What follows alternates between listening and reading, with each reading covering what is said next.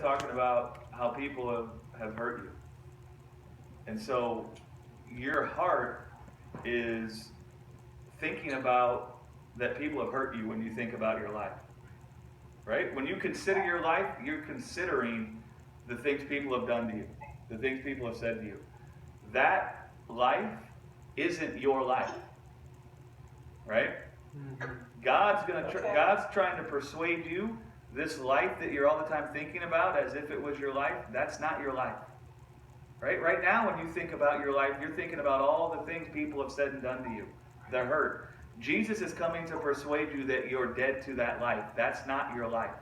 And the reason why you're struggling is because you're thinking about the life that you have in the world. Right.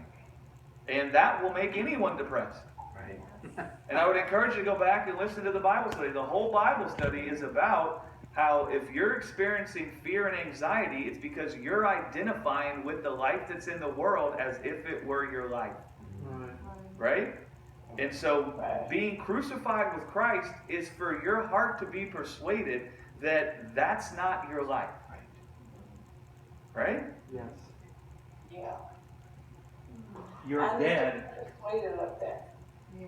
I was going to say, you are dead, and your life is now hid together with God in Christ.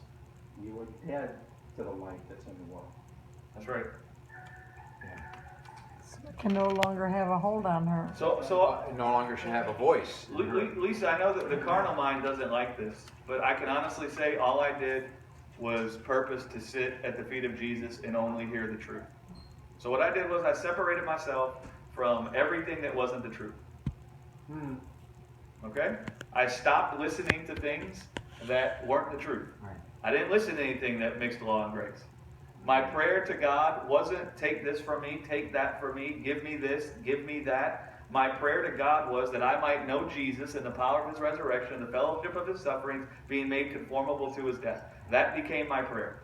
And that wasn't my prayer so that I could then get things. Yeah. I became completely separated and dead in my heart to the life that's in the world. I counted it as nothing.